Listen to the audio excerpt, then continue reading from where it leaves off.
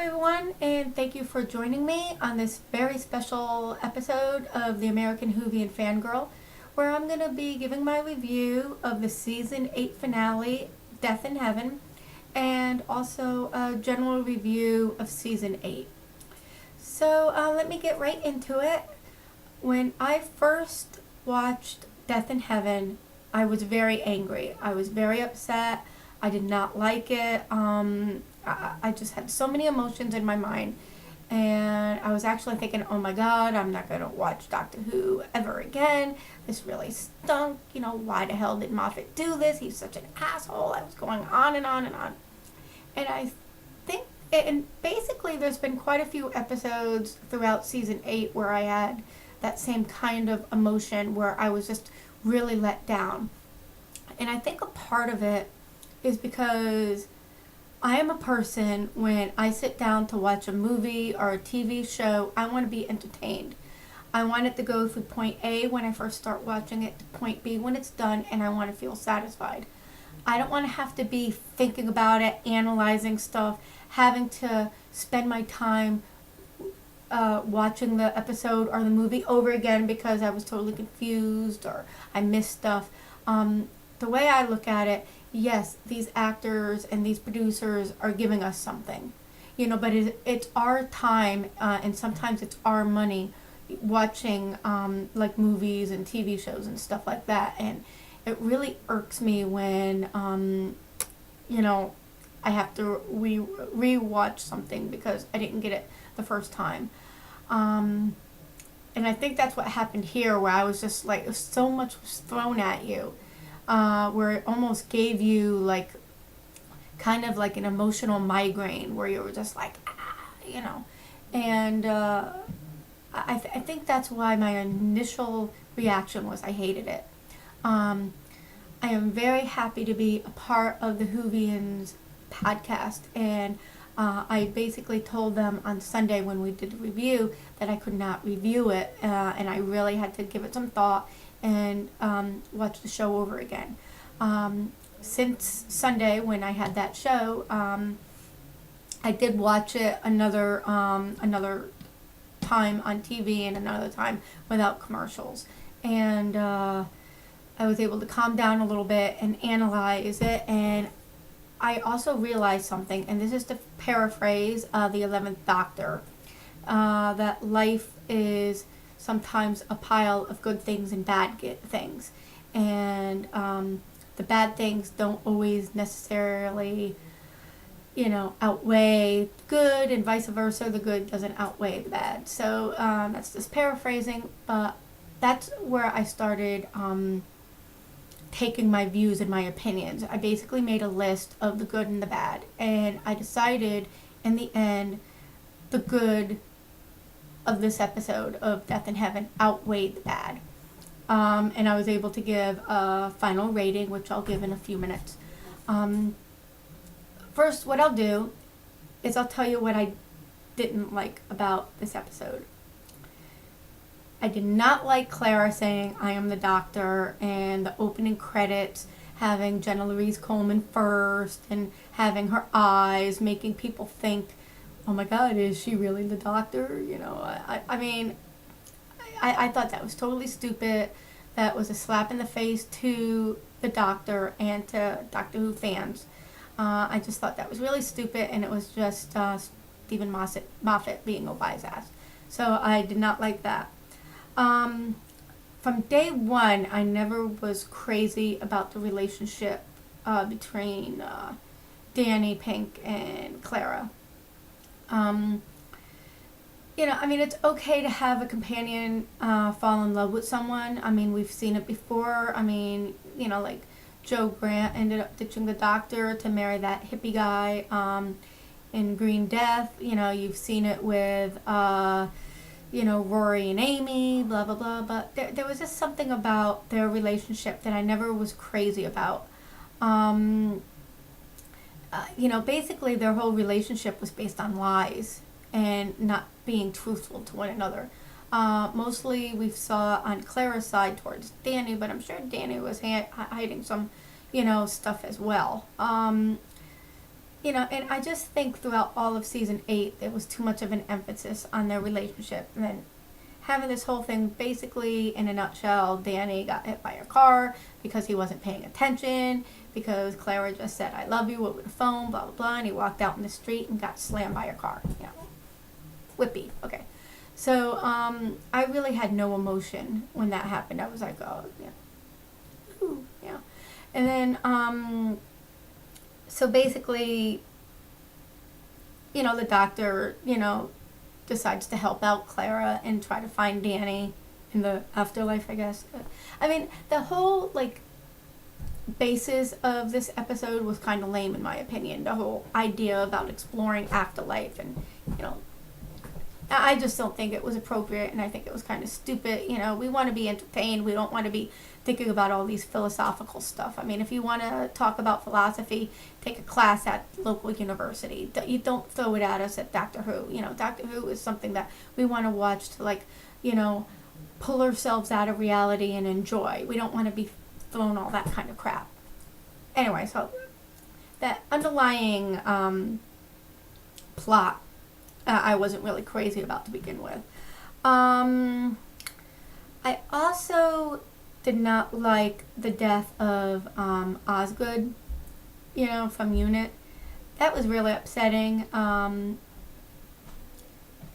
kind of did understand it. I mean, I kind of, you kind of got a hint of it when the Master, Missy, from the first episode, before Death in Heaven, you learned that Missy was a Master. And then when the Doctor told Osgood, he says, all in time and space. And then she's like, what? And, the Doctor's like, something for your bucket list. So you got the idea that someday down the road, Osgood was going to become a companion to the Doctor. But because the Master witnessed that, he was like, oh, okay, I'm going to kill this girl because that's going to hurt the Doctor's feelings. So you kind of saw it coming, and, that whole scene leading up to her death was brilliant. Michelle Gomez is the most awesome Master. I love John Sim. And I also loved Roger Delgado, because he's really the only Master that I've really have a lot of experience with, because I got into watching a lot of John Pertwee's Third Doctor's episodes. But oh my God, Michelle Gomez is awesome. I mean, she is what the Master should be. I mean, totally evil and intelligent and awesome. I just love her. She's the complete opposite to Peter Capaldi's Doctor. Brilliant. And that whole counting down to her death from 10 to 1, and then when she says 3, and Osgood is like 3, and he goes, oh, I just threw that in for dramatical effect or whatever. I mean, it was awesome, but it was also sad. So I really didn't like that. Hopefully something will come out of it. I mean, there's been rumors floating around in the internet and stuff that the Osgood that we saw die was actually a Zygon. It's possible, maybe an Alton, who knows? Because we really didn't see her puffing on her inhaler as much as we've seen in, previous episodes with her. But so the other thing I didn't like, but then I also liked, was the Brigadier coming back as a Cyberman. I really had mixed feelings about that. So I liked it. I hated it, but I also liked it, which I'll discuss in a little bit. So basically, those are the 5 things that I didn't like. The opening credits, Clara saying that she was the Doctor, the relationship with Danny, Osgood being killed, and the Brigadier coming back as a Cyberman. Now, what I did like about it, I kind of digged the whole idea of the Cybermen now being able to fly. They kind of raised their level, right? Until now, it's always been the Daleks being the supreme baddie, because they were able to do everything. They were able to fly. They were able to travel through time and space, doing their emergency temporal shift and all that stuff. I mean, being sadistic, just killing everything that wasn't living up to the Daleks' a sense of superiority and all that stuff. But now that the Cybermen now can like fly and everything like that, I mean, that's really cool. So I really dig that. I kind of liked how they're like upgrading the Cybermen. So I enjoyed that. Peter Capaldi, how he's brilliant. He is such a brilliant actor. I love his incarnation as the Doctor. I just love watching him. I know I say this in just about every review I do, but Matt Smith will always be my Doctor. But Peter Capaldi is like right behind him. He's really like fun to watch. As soon as he's one of those actors where as soon as he's on screen, no matter who else is talking, if Capaldi is in that shot, he steals the show. I mean, he's just a brilliant actor, and he really deserves an award for everything that he did in this episode. Michelle Gomez, that's number 3 that I liked. Like I said before, she's just brilliant. She's a brilliant actress, and I just hope we get to see her again. And I actually have a theory that Missy, the Master, is not dead. The reason why I say that is that episode in the graveyard when the Doctor was going to shoot her, kill her. She made a point to scoot in between 2 tombstones. Why did she do that? Why did she make that movement where she was like, and she went in between these 2 tombstones and she was holding on to them. So I don't know if that was her TARDIS, but I'm wondering if that was like maybe like some kind of portal for her to, transport onto a ship or onto a TARDIS. It could have been her TARDIS as far as we know. I just don't think she's dead, because that motion of her scooting over and she was like, huh, and when she got to the tombstone, the look on her face was almost like she was like, huh, I'm going to win. Even though she knew the Doctor was probably going to shoot her, there was just something about her motion. The next time you guys watch it, watch the expression on her face where she it was almost a sense of satisfaction holding on to those 2 tombstones. Also, right before the Doctor killed her, you would think that if the Doctor was going to kill her, being the Master and the Doctor would be staring the Doctor down. But instead, she was closing her eyes. So that's another thing. So I really don't think she died there. I think she transported before, the Brigadier ended up shooting her. The other thing I liked is that whole graveyard scene. That was brilliant. When Clara was, walking through the graveyard when she woke up after Danny zapped her or whatever. That scene was really reminiscent of the old school horror. Instead of zombies coming out of the grave, so it was Cybermen.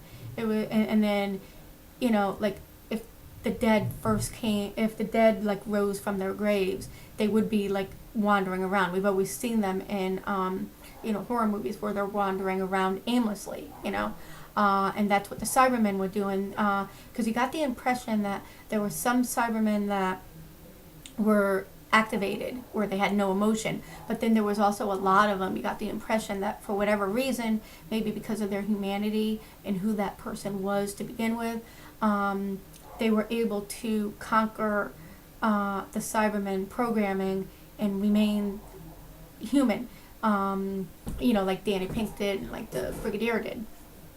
So I mean, that whole scene was awesome. I mean, it was really pretty cool. The other thing I liked about it was,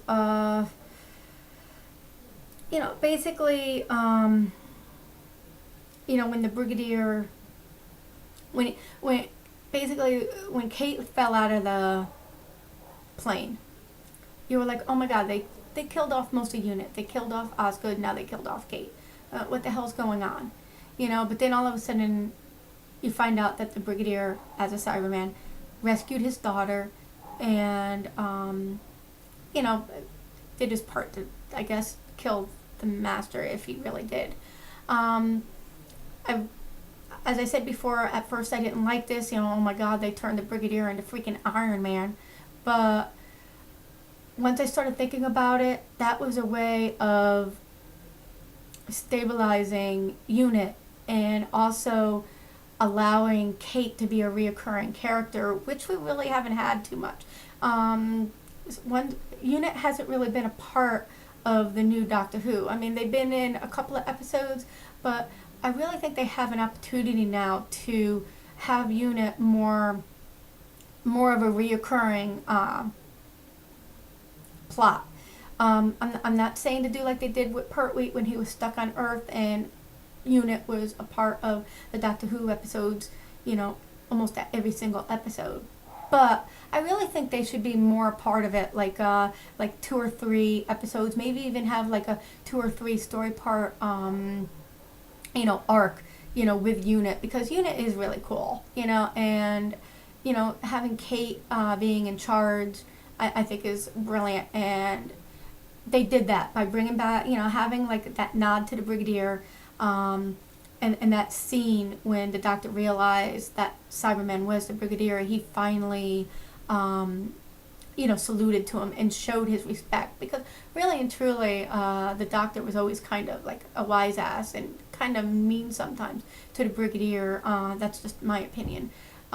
Seeing some of the older shows, always looking down at him, but then all of a sudden, you know, something would happen and then the Doctor would have to say, oh, Brigadier, I need your help, you know. But there was always that play, and here he finally gave like the ultimate respect that the Brigadier could have always asked for, you know, and Kate even mentioned it. He always wanted the Doctor to just salute to him once, and the Doctor was able to grant him that before he went flying off into the atmosphere. So, yeah, I wonder what's going to happen there. I mean, I hope they don't bring him back, because that would be kind of weird, but, you know, thinking that the Brigadier is like flying around and throughout the universe as Iron Man is like, you know, I guess it's kind of cool.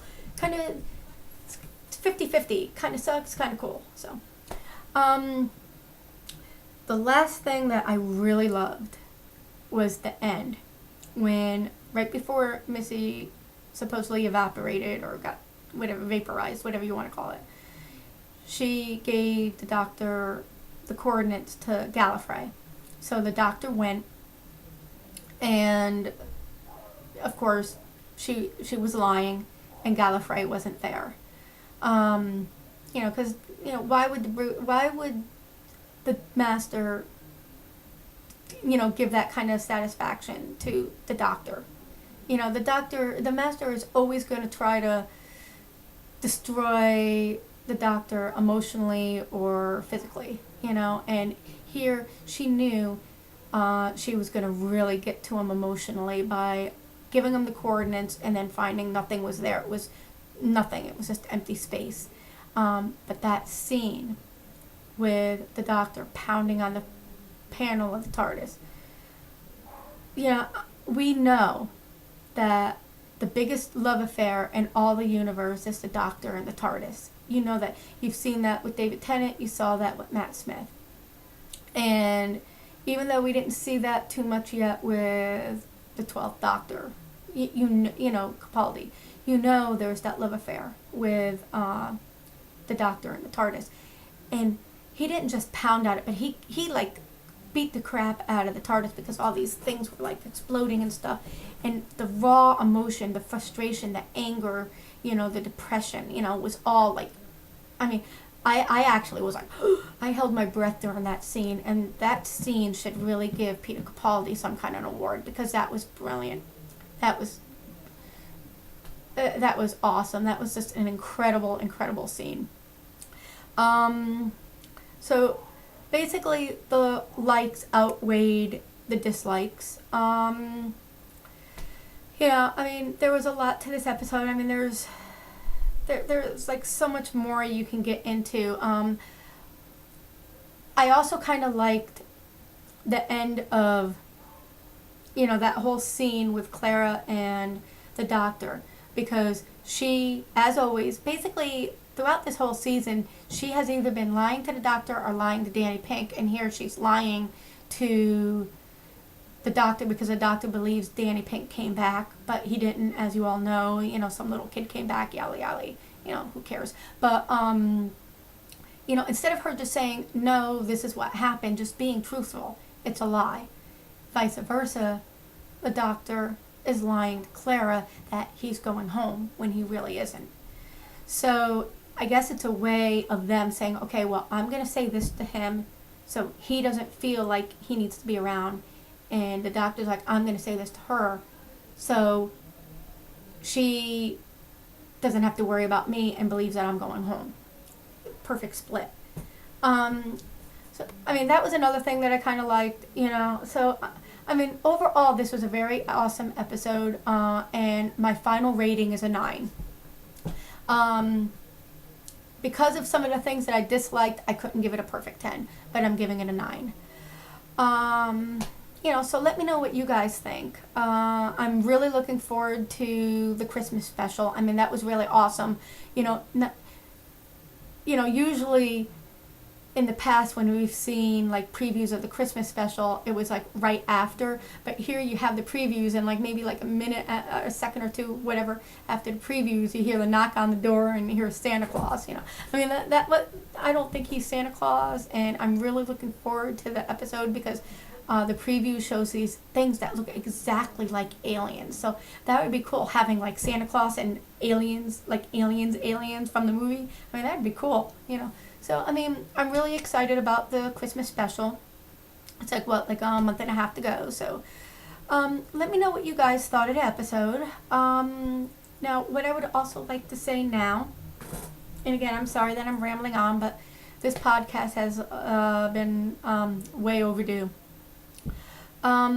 Overall, season 8, in my opinion, is what season 7 should have been. There was like some really good episodes in season 7, especially like the finale and stuff like that, with the Christmas special and all that. But there were some letdowns with season 7 and with Clara's development. In season 8, even though I had some problems with Clara, even though I had some problems with Clara, there was a lot of like character development, which was great. Finally we got to know her character, and I really think this would be a great time for her to get out.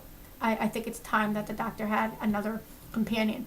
But there was a lot of good episodes in season 8, and ones that I know I'll be watching again. Because I'm sure all of you have, like from season to season, you have episodes that you watch constantly when you're in a mood for watching Doctor Who, whether it be, Christopher Eccleston, David Tennant, Matt Smith, and now Peter Capaldi. And I came up with my top 5 episodes for season 8. So instead of me rambling on, here they are.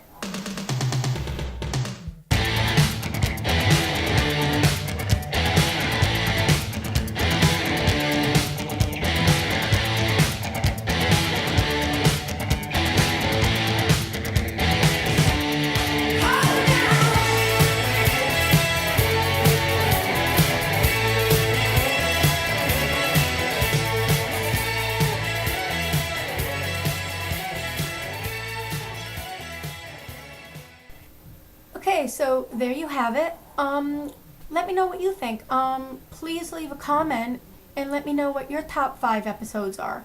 That would be a cool discussion, to get going here. What are your top 5 episodes in season 8? So, thank you for listening. I know this was long overdue. If you have any suggestions or comments or whatever, please do so. I would like to start doing some more American Whovian Fangirl podcasts in the future, maybe like at least once a month. I'm actually going to be trying to watch some classic episodes, and maybe, I'll start doing like a small, like 5-minute review on what I am experiencing as I dive into the classics. Because I'm sure, there's many of you out there that are Whovians just for like the newer series from 2005, and you're not well schooled in the classics. So, this is going to be like an interesting ride for me, and I'm looking forward to discussing it. So, again, thank you all for listening. Have a great night, and I look forward to the Christmas special, and rock on.